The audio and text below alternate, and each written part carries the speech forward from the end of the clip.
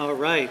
Well, thank you, Dr. Cron, for the opportunity to speak here tonight, and thank you everyone for being here. And I'm glad to have the opportunity to finally put some faces to the student side of the Get Paid for Grade programs. And just by show of hands, or even better yet, by maybe a shout out, how many of you here tonight are here to graduate from the Paid for Grades program?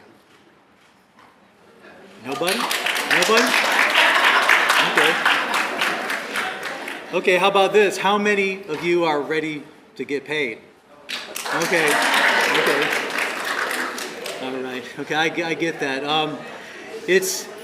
I know for me it's a good feeling when I've done the hard work and I've persevered to the end, I've stuck to my commitment to finish something, and I get rewarded for that. You guys have worked really hard. The way I see it, you've done 4 things, and you recognize the need to improve in some way. When opportunity presented itself, you took it, and you were not afraid to ask for help working with a tutor, and you kept your commitment to stick it through to the end and work hard and see it through. And for that, I congratulate you. You've done a great job, and I'm so glad to be part of the program on my end of the Paid for Grades program. And I remember when I was a lot younger, I had a real issue with my schoolwork. Math, with reading. I would look at my textbook and I would get nervous, I would get anxious, my stomach would do flips, and I would want to just run away. And in fact, that's what I did quite often. I remember when my family lived in New York, they told me to go to the bedroom and not to come out until I finished my homework. And I got anxious and I just wanted to get away, and so I went out my bedroom window in my pajamas, and had it not been for my footprints in the snow, I might not be here now. My dad might never have found me, you know? So when we moved down to Florida, I started doing drugs when I was 11 years old.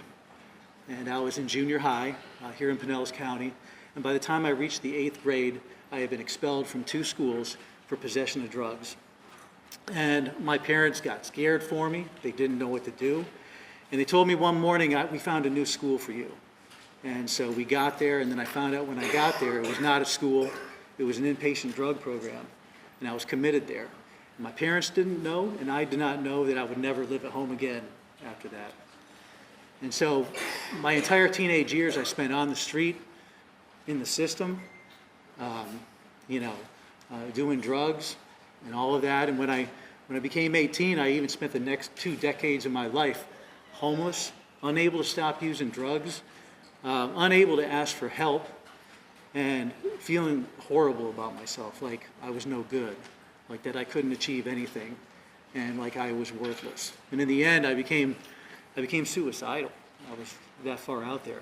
Now I don't know how many people have ever been to a 7-Eleven and someone says, "Hey man, you got some change?" You know, that was me, and that was me. You know, but one day I had a realization. I realized that I was not a loser, that I was worth something, that I had value, and that, in fact, that I had greatness within me. And when I realized that, I knew I had to make some decisions. And so what did I do? I looked for some opportunities, and when I saw them, I took them, and I was not afraid to ask for help, and I made a commitment to work hard and see it through to the end no matter what. And my life began to get a lot better. The first thing I did is I stopped using drugs, and I got stable. And I went back to school, and I took computer programming. That was my area of focus. And life started to get a lot better for me. I met the love of my life. I got married, and I started a family.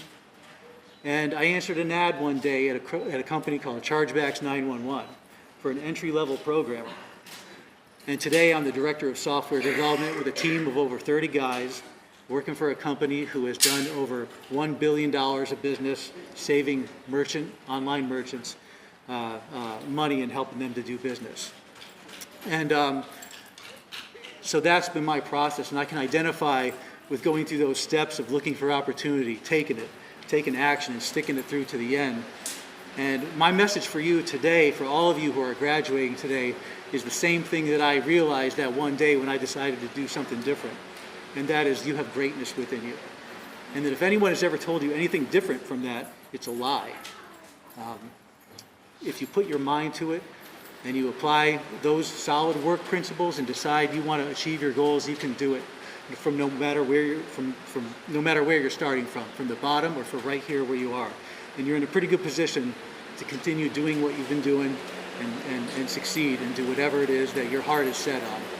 And so with that, you know, you're great, and I challenge you today to be great, to continue to look for opportunity, to not be afraid to ask for help, and to not give up, and not give up on yourself. And that's it. Thank you.